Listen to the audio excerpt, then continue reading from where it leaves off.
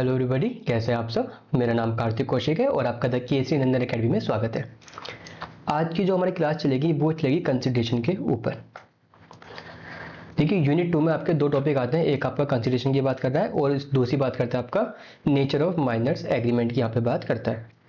तो ये यूनिट 2 है, यहाँ पे हम पढ़ेंगे क्या, डेफिनेशन देखेंगे कंसिडरेशन की डेफिनेशन क्या है, उसके क्या क्या इसेंशियल्स हैं, जो प्रतिफल है कंसिडरेशन का कहते हैं हम, इसको हम कहते हैं प्रतिफल।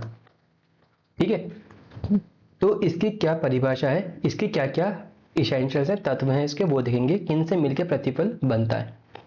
प्रीविटी ऑफ कॉन्टैक्ट देखेंगे कि ये एक सिद्धांत होता है प्रीविटी ऑफ कॉन्टैक्ट में, तो वो क्या कहता है इसमें हम देखेंगे। और एक आता है इसमें एक्सेप्शन अंडर सेक्शन 25 में, देखेंगे क्या क्या इसमें अपवाद है। तो जो आज की क्लास रहेगी इसमें हम फिलहाल भी देखेंगे कंसिडरेशन क्या होता है, इसकी क्या परिभाषा होती है और क्या क्या इसके एसेंशियल्स होते हैं, ताकि हमको कंसिडरेशन एक अच्छे से समझ में आ जाए। ठीक है, अब कंसिडरेशन का सिंपल सेंस में बात करता हूं कि जब दो व्यक्ति आपस में कोई प्रस्ताव देते हैं या फिर उसको स्वीकार करते हैं या फिर ऑफर या एक्सेप्टेंस उसमें करते हैं, तो उनको कुछ चीज मिल रही होती है जो कि कुछ वैल्यू की होती है, तो उसको हम कहते हैं कंसिडरेशन या फिर प्रतिफल। जैसे कि एक व्यक्ति है ए और एक व्यक्ति हो गया बी, तो बी के पास सपोज कार है और ए के पास क्या है, मनी। तो ए ने क्या करा, प्रस्ताव दिया, ऑफर दिया, किसको दिया, बी को ऑफर दिया, किस चीज का, कि मैं आपकी कार किसी सर्टेन अमाउंट पे खरीदना चाहता हूं। बी क्या करता है, बी उसके प्रस्ताव को स्वीकार करता है, एक्सेप्ट। और जब कोई भी प्रस्ताव स्वीकार हो जाता है तो वो क्या बन जाता है, वचन बन जाता है। क्या कहा मैंने कि जब भी कोई ऑफर एक्सेप्ट हो जाता है तो उसको क्या कहते हैं, प्रॉमिस कहते हैं। ठीक है, तो ये हो गया आपका जो बेसिक स्टार्टिंग के 2 एलिमेंट्स थे। और एग्रीमेंट बनने के लिए तीसरा एलिमेंट होता है कंसिडरेशन। कंसिडरेशन क्या होता है, वो होता है कोई भी ऐसी वस्तु, ठीक है, कुछ भी ऐसी चीज, सर्विस जिसकी कुछ वैल्यू हो, तो वो आपका कंसिडरेशन में आता है। अब ए ने क्या करा, ऑफर रखा है बी के पास कि मैं आपकी कार किसी सर्टेन अमाउंट पे, सपोज 2 लाख या फिर 3 लाख पे मैं खरीदना चाहता हूँ। बी ने उसको स्वीकार कर लिया, तो ए को क्या मिला, ए को मिलेगी कार। ठीक है, और बी को क्या मिलेंगे, बी को रुपए मिलेंगे, बी को मनी मिलेगी। तो यहाँ पे क्या हुआ, ए को भी कुछ मिला और बी को भी कुछ मिला। तो ये जो मिल रहा है इस ट्रांजैक्शन के थ्रू, ये क्या होता है, इसको हम कहते हैं कंसिडरेशन कहते हैं। कंसिडरेशन की डेफिनेशन को कौन बताता है, section 2D of the contract act बताता है कंसिडरेशन प्रतिफल, धारा 2 बताता है प्रतिफल के बारे में। अब इसकी डेफिनेशन के थ्रू हम पढ़ेंगे कि लॉ क्या कहता है, कंसिडरेशन क्या होता है। तो इसको हम क्या करेंगे, वही स्टेप बाय स्टेप इसको टुकड़ों में पढ़ेंगे ताकि हमें अच्छे से समझ में आ जाए। ठीक है, तो ये कहता है when at the desire of the promisor. तो यहां पे हम बनाते हैं, एक हो गया व्यक्ति, दूसरा व्यक्ति। ठीक है, तो एक ने दिया ऑफर, इसको हम कहते हैं प्रोमिसर हो गया। ठीक है, जिसने ऑफर दिया वो हो गया प्रोमिसर, और जिसने उसको एक्सेप्ट किया वो हो गया प्रोमिसी, है ना। ये कहता है when at the desire of promisor. देखो, इच्छा किसने प्रस्तुत की है, इच्छा प्रस्तुत की है प्रोमिसर ने, ऑफरर ने इच्छा प्रस्तुत की है। When at the desire of promisor मतलब प्रोमिसर की इच्छा पर, द प्रोमिसी और एनी अदर पर्सन, या तो प्रोमिसी या फिर कोई भी और व्यक्ति, मैं ले लेता हूं सी। ठीक है, या तो प्रोमिसी या फिर कोई भी अदर पर्सन हैज डन। अब देखिए यहाँ पे तीन चीज लेंगे, या तो हम लेंगे पास्ट, वो तीन चीज लेंगे, तीनों टेंस लेंगे हम, भूतकाल, वर्तमान काल और भविष्य काल, मतलब पास्ट टेंस, प्रेजेंट टेंस और फ्यूचर टेंस, हम तीनों लेंगे। ये कहता है द प्रोमिसी और एनी अदर पर्सन, या तो वो प्रोमिसी जिसको ऑफर दिया जा रहा है या फिर कोई और व्यक्ति, क्या कहता है, हैज डन और एब्सटेन्ड फ्रॉम डूइंग। ठीक है, ये किसकी बात करता है, ये पास्ट वाली चीज की बात करता है कि वो कर चुका है या फिर खुद को रोक चुका है। देखिए हैज डन मतलब यहां पे बात कर रहा है कोई भी एक्ट किया, या फिर और एब्सटेन्ड फ्रॉम डूइंग, या फिर कोई भी एक्ट करने से खुद को रोका, मतलब कि ओमिशन किया। ठीक है, हमें पता है कि कोई भी ऑफर एक्सेप्टेंस में क्या होता है, या तो किसी एक्ट या फिर ओमिशन से वहां पे होता है। ठीक है, ऐसी कंसिडरेशन भी हो सकता है। कंसिडरेशन कोई एक्ट भी हो सकता है, कोई ओमिशन भी हो सकता है, कोई गुड भी हो सकता है, कोई सर्विस भी हो सकती है। ठीक है, अब when at the desire of promisor, तो प्रोमिसर की इच्छा पर जो प्रोमिजी है बी या फिर कोई अदर पर्सन है, उसने क्या किया, कोई एक्ट किया, कर चुका है। ठीक है, कोई कार्य कर चुका है, या फिर एब्स्टेंट फ्रॉम डूइंग, या किसी कार्य को करने से खुद को रोक चुका है, ये पास्ट वाली बात हो गई। और या फिर डज और एब्सटेन्स फ्रॉम डूइंग, या तो वो कार्य कर रहा है, डज मतलब कर रहा है, या फिर एब्सटेन्स फ्रॉम डूइंग, या फिर खुद को उस कार्य को करने से रोक रहा है। ये क्या हो गया, ये वाली बात आ गई प्रेजेंट की। ठीक है, पास्ट हो गया, प्रेजेंट हो गया। अब आता है और प्रॉमिस टू डू और एब्सटेन फ्रॉम डूइंग समथिंग। ठीक है, या फिर वो प्रॉमिस कर रहा है, वचन कर रहा है कि मैं ऐसा करूंगा या फिर ऐसा करने से खुद को रोकूंगा। तो ये वाली जो बात आ रही है वो आ रही है फ्यूचर की, भविष्य काल की, फ्यूचर टेंस में आ रहा है।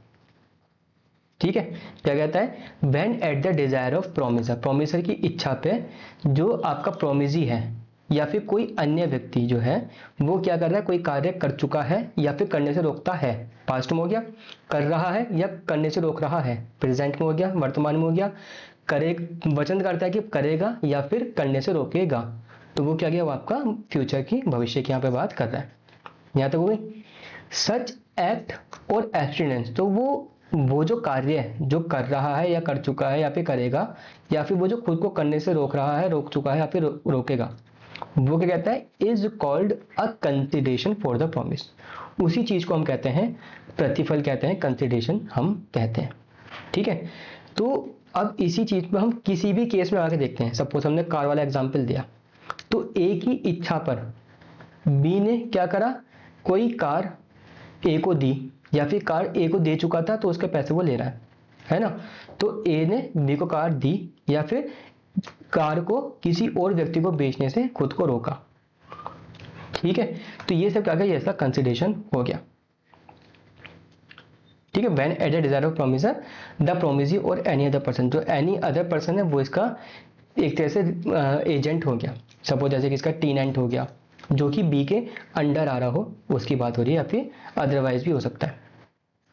तो मोटा मोटा आपको समझ आ गया कंसिडरेशन, क्योंकि जब हम कंसिडरेशन धीरे धीरे पढ़ेंगे आपको तब ज़्यादा इसकी सिचुएशन क्लियर होगी कि कंसिडरेशन होता क्या है, प्रतिफल होता क्या है। बेसिकली क्या होता है कि किसी की भी इच्छा पर जब कोई दूसरा व्यक्ति कोई भी कार्य करता है या फिर कार्य करने से खुद को रोकता है, ठीक है, तो वही क्या होता है, वो उसके लिए प्रतिफल होता है। मैं कहता हूँ आपसे कि आज आप जो है कहीं जाइए, मैंने कोई आपको स्पेसिफिक प्लेस बताया, ठीक है, मैंने कहा कि आप ऐसी जगह जाइए, मैं आपको जो है 500 रुपये दूंगा, मैं चाहता हूं कि आप इस जगह जाएं, तो उसके बदले में आपको 500 रुपये दूंगा। तो मैंने आपके सामने प्रस्ताव रखा, क्या प्रस्ताव रखा, एक ऑफर रखा कि आप अगर इस प्लेस पे जाओगे, ठीक है, तो मैं आपको 500 रुपये दूंगा।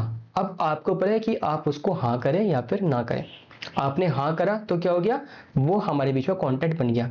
ठीक है, क्योंकि यहाँ पे ऑफर था मेरी तरफ से, आपकी तरफ से स्वीकृति हो गई। अब बात आती है कंसिडरेशन। तो आपको क्या मिला, आपको मिले 500 रुपये, और मुझे क्या मिला, मेरी इच्छा थी कि आप उस जगह जाएं, तो वहां पे मेरी वो इच्छा पूरी हो गई। तो मुझे भी कुछ मिला, आपको भी कुछ मिला, मुझे सेटिस्फैक्शन मिला कि आप वहां पे गए, ठीक है, मेरा काम बन गया। आप वहां पे गए, आपको क्या मिला, आपको 500 रुपये मिल गए मेरी तरफ से। ठीक है, तो ये हो गया आपका कंसिडरेशन होता है। तो जरूरी नहीं कि मुझे कार ही मिले, या फिर कोई मेरे को बाइक मिले, या फिर मेरे को अमाउंट ही मिले, कुछ मनी मिल जाए, या फिर मुझे कोई सर्विस मिले। तो मेरे को वो क्या हो सकता है, वो सेटिस्फैक्शन भी हो सकता है, मुझे संतुष्टि है। सपोज मेरा फ्रेंड है सी, ठीक है, उसकी बर्थडे पार्टी है, मैं चाहता हूँ कि आप वहाँ पे एक सेलिब्रिटी हैं एक, ठीक है, आप बहुत जाने माने व्यक्ति हैं, मैं चाहता हूँ कि आप जो है वहाँ पे जाएं ताकि मेरा फ्रेंड खुश हो जाए, ठीक है, उसका बर्थडे क्या है, मेमोरेबल हो जाए। तो मैंने कहा कि आप मेरे फ्रेंड के बर्थडे में जाइए, वहाँ पे अपीयरेंस दीजिए, मैं आपको जो है 20,000 रुपये दूंगा।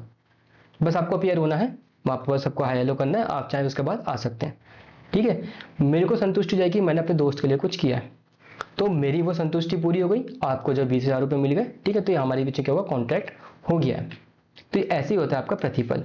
और ये जो एक्ट है या फिर एब्स्टिनेंस है, कोई कार्य करना या फिर किसी कार्य को करने से खुद को रोकना, वो आपका तीनों कालों में कभी भी हो सकता है कि या तो मैंने भविष्य में किया हो, वो भविष्य में करूंगा, या तो वर्तमान में चल रहा है, या फिर भूतकाल में हो चुका हो। ठीक है, अगर मैं आपसे कहूं कि आप मेरे कहने पर मेरे दोस्त के जन्मदिन पर गए थे, ठीक है, तो उसके लिए मैं आपको 20,000 रुपये देता हूँ। तो यहाँ पे क्या हो गया, मैंने जो आपने मेरी इच्छा पर जो आपने भूतकाल में कोई भी कार्य किया था, पास्ट में कोई भी वर्क किया था, तो उसके लिए क्या हो रहा है, मैं आपको अमाउंट दे रहा हूँ। तो यहाँ पे पास्ट वाला भी यहाँ पे हो सकता है। ठीक है, क्या कहा मैंने कि आप मेरे कहने पर मेरे दोस्त के जन्मदिन पर क्या हुआ, खुद की अपीयरेंस दी थी, आप वहाँ पे प्रस्तुत हुए थे, तो आपने जो वो कार्य मेरी इच्छा पे किया था ना, तो उसके लिए मैं आपको अमाउंट देता हूँ 20,000 रुपये। तो वो क्या था, पास्ट वर्क के लिए भी मैं आपको कंसिडरेशन बना सकता हूँ। तो ये आपका कंसिडरेशन की डेफिनेशन कहते हैं सेक्शन 2D, दो गैर प्रतिफल की बात करता है। ठीक है, एक बार इसकी डेफिनेशन पढ़ लेंगे, आपको क्लियर समझ में आ जाएगा। आगे बढ़ते हैं, अब कुछ case law state leading case उससे हम समझते हैं। पहला केस आता है आपका दुर्गा प्रसाद वर्सेस बल्दी, ये 1881 का आपका केस है। ये कहते हैं the plaintiff on the order of the collector. अब इसको समझते हैं, ये भाई साहब थे कलेक्टर, इनको मैं कह देता हूं ए, ये कौन थे, ये थे collector. The plaintiff on the order of the collector, तो ये था कलेक्टर, एक बनाता हूं प्लेंटिफ, ये हो गए प्लेंटिफ भाई साहब। ठीक है, तो प्लेंटिफ ने क्या करा, कलेक्टर साहब ने कोई ऑर्डर दिया, कोई आदेश दिया, तो प्लेंटिफ ने क्या किया, build at his own expense, तो पी ने अपने खुद के खर्चे पे, ठीक है, तो क्या करा, पी ने खुद के खर्चे पर क्या करा, सर्टेन शॉप इन बाजार, तो उसने कुछ दुकानें बनाई बाजार में। सपोज ये 4 दुकानें बनाई पी ने, प्लेंटिफ ने खुद के खर्चे पर, क्यों बनाई, क्योंकि कलेक्टर ने ऑर्डर दिया था। The shop came to be occupied by the defendant, तो कुछ डिफेंडेंट थे, ये रहे डिफेंडेंट, ठीक है, D1, डिफेंडेंट 2, डिफेंडेंट 3, डिफेंडेंट 4, ठीक है, डिफेंडेंट 3, डिफेंडेंट 4, तो ये 4 डिफेंडेंट हैं, और इन 4 डिफेंडेंट को वाली एक एक दुकान इनको मिल गई। ठीक है, सपोज ये D1 को मिली, ये D2 को मिली, ये D3 को, और ये D4 को मिली दुकान। क्लियर है। The shop came to be occupied by the defendant who, in consideration of the plaintiff having expended money on the construction, promised to pay him a commission on the article sold throughout the agency of the bazaar। अब देखो, D जो थे, D1, D2, D4 ये defendant थे, इनको जब दुकान मिली तो ये बहुत खुश हुए कि भाई देखो, आपके जो है, आपकी वजह से आपने अपने खर्चे पर हमारे लिए दुकान बनाई। ठीक है, तो हम इस बात के बदले क्या कर रहे हैं, हम आपको जो है मंथली कुछ हम उसमें आपको मनी दे देंगे, कुछ अमाउंट हम आपको देते रहेंगे अपने प्रॉफिट में से। ठीक है, तो अब देखिए क्या हुआ, जो पी था प्लेंटिफ, ठीक है, प्लेंटिफ ने क्या करा, प्लेंटिफ ने शॉप बनाई, और वो शॉप किसको मिली, वो डिफेंडेंट को मिली। डिफेंडेंट ने क्या करा, पास्ट की लेकर बात की ना, पे जो हमने बात की थी पास्ट कि कोई कार्य किया होगा उसके बदले हम क्या कर रहे हैं, जो कार्य किया होगा उसके बदले हम क्या कर रहे हैं, उसमें पेमेंट कर रहे हैं। ठीक है, तो पास्ट के लिए कि आपने जो है ऐसा कार्य किया था, तो उसके बदले हम आपको क्या कर रहे हैं, कुछ अमाउंट हम आपको देंगे। तो यहाँ पे पी को क्या मिलेगा, प्लेंटिफ को मिल रहा है, प्लेंटिफ को मिल रहा है अमाउंट मिल रहा है, और डिफेंडेंट को क्या मिल गया, डिफेंडेंट को शॉप्स मिल गई, उनको रोजगार का जरिया मिल गया, ठीक है, कमाई का जरिया मिल गया उनको। तो ये कहता है the plaintiff actions recover the commission was rejected. ठीक है, अब देखिए क्या हुआ, यहाँ पे प्लेंटिफ था, प्लेंटिफ ने कलेक्टर के आदेश पर क्या करा, दुकानें बनाई। ठीक है, वो दुकानें किनको मिल गई, इंडिपेंडेंट्स को मिल गई। डिफेंडेंट्स खुश हुए कि हमको दुकान मिल गई, एक काम करते हैं कि आपने अपने खर्चे पर दुकान बनाई है, तो उसके बदले हम आपको मंथली हम आपको कुछ अमाउंट देते रहेंगे, पर माह हम तुमको कुछ ना कुछ जो है पैसे देते रहेंगे। ठीक है, तो प्लेंटिफ को अमाउंट मिलता रहेगा, और जो शॉप वो थे डिफेंडेंट्स थे, उनको जो है वो दुकान मिल गई, उनको जो है खर्चा पानी उसमें होता रहा। तो क्या हुआ, कुछ समय बाद क्या हुआ, जो शॉपकीपर थे, जो डिफेंडेंट्स थे, इन्होंने जो प्लेंटिफ को पैसे देना बंद कर दिया, कुछ महीनों बाद क्या करा, पैसे देने बंद कर दिए प्लेंटिफ को। अब प्लेंटिफ जाता है कोर्ट में। अब ये क्या होता है, ये जाता है कोर्ट में, कहता है कि भाई डिफेंडेंट ने मेरे साथ कॉन्ट्रैक्ट किया था कि ये पर मंथ मेरे को जो है कुछ ना कुछ अमाउंट खर्चा पानी देते रहेंगे, क्योंकि मैंने अपने खर्चे पर इनकी दुकान बनाई है। ठीक है, तो जब हमारे बीच में कॉन्ट्रैक्ट हो गया था, ठीक है, तो मेरे जो है यहाँ पे अमाउंट मुझको दिलवाया जाए। तो यहाँ पे कोर्ट ने क्या कहा कि अगर हम डेफिनेशन पढ़ेंगे, किसकी, कंसीडरेशन की डेफिनेशन पढ़ेंगे, ये रही कंसीडरेशन की डेफिनेशन, तो वहां पे जो सबसे पहली ही चीज आती है, ये आता है when at the desire of the promisor. When at the desire of the promisor मतलब कि प्रोमिजर की इच्छा पर, वचनदाता की वांछा पर। ठीक है, मतलब कि इसकी इच्छा पे अगर बी ने कुछ किया हो तो। अगर हम ये वाला केस देखते हैं, कौन सा, दुर्गा प्रसाद वर्सेस बलदेव वाला केस हम देखते हैं, तो यहाँ पे जो प्लेंटिफ ने जो कार्य किया है, जो अपने खर्चे पे दुकान बनाई है, क्या वो डिफेंडेंट के इच्छा पे बनाई है? ठीक है, पहले एलिमेंट क्या है कि when at the desire of promisor. तो क्या प्रोमिसर कौन थे, डिफेंडेंट, क्या इनकी इच्छा पे प्लेंटिफ ने कोई काम किया है? नहीं। प्लेंटिफ ने जो काम किया है वो अपनी ड्यूटी के अंतर्गत कलेक्टर के ऑर्डर पे किया है काम, इनकी इच्छा पे काम नहीं किया है। तो जब यहाँ पे पहला ही एलिमेंट कंसिडरेशन का नहीं बनना है, तो यहाँ पे फिर कंसिडरेशन नहीं बनता है। ठीक है, जो कंसिडरेशन का क्या था कि पहले क्या था, when at the desire of the promisor. ठीक है, जो प्रोमिजी है वो कोई एक्ट करता है या फिर ओमिशन करता है, तो वो क्या बन जाता है, आपका कंसिडरेशन बन जाता है। तो जब पहला ही एलिमेंट नहीं है, जब पहले ही वहां पे तत्व नहीं है उसमें, तो वहां पे प्रतिफल नहीं बनता है, कंसिडरेशन वहां पे नहीं बनता है। तो यही कहते हुए कोर्ट ने क्या करा कि आपको कुछ नहीं मिलेगा, अगर ये डिफेंडेंट आपको कुछ नहीं दे रहे हैं तो आप कोर्ट के पास नहीं आ सकते उस अमाउंट को रिकवर करने के लिए। ठीक है, it is clear that anything done in that way was not at the Dzire. तो जो भी कुछ किया गया था, जो खर्चा, अपने खर्चे पानी पे जो दुकान बनाई गई थी, वो डिफेंडेंट्स की डिजायर पे नहीं बनाई गई थी, वो तो बाद में मिल गई, वो अलग बात है, बट उनकी इच्छा पे नहीं हुआ था। ठीक है, so as to constitute consideration, तो ये आपका कंसिडरेशन नहीं बनाता है। The act was result not of the promise but a collector's order. तो वो जो आपने एक्ट किया था वो प्रोमिस में नहीं, वो आपने कलेक्टर के ऑर्डर पे किया था। ठीक है, तो यहाँ पे क्या हुआ था, जो प्लेंटिफ को कोई भी राहत नहीं मिली थी, क्योंकि यहाँ पे कंसिडरेशन नहीं था, तो यहाँ पे इनके बीच में कोई भी एग्रीमेंट नहीं बना। ठीक है, नेक्स्ट देखते हैं केस केदारनाथ भट्टाचार्य वर्सेस गौरी मोहम्मद। ये आपका 1886 का केस है। ये कहता है इस बार thought advisable to erect a town hall at Howrah provided sufficient subscription could be got together for the purpose.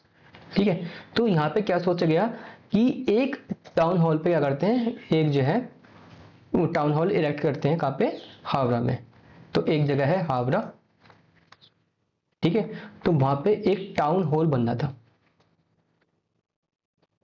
Town hall बनना था। ठीक है, और उसके क्या क्या क्या कहा गया कि एक सब्सक्रिप्शन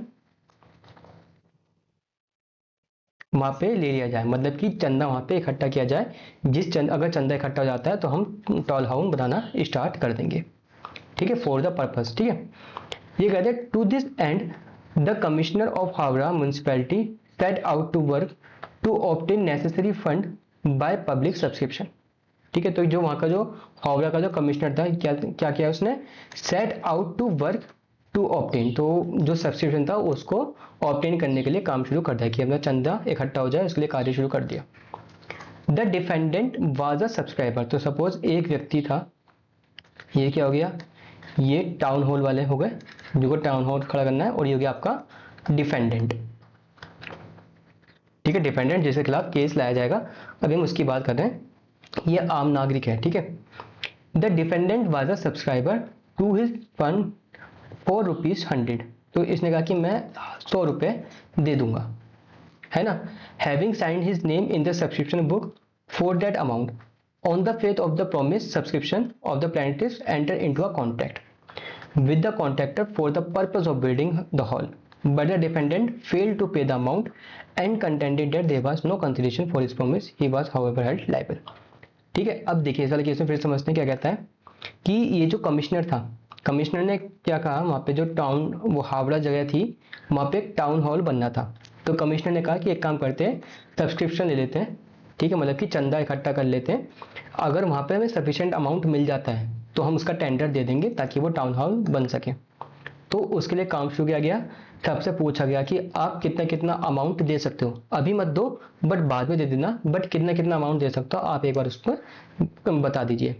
तो क्या हुआ, डिफेंडेंट ने क्या करा, कहा कि मैं 100 रुपये दे सकता हूँ। ठीक है, 1886 में 100 रुपये काफ़ी बड़ी अमाउंट होती थी। ठीक है, तो डिफेंडेंट ने कहा कि मैं 100 रुपये दे सकता हूँ इस काम के लिए।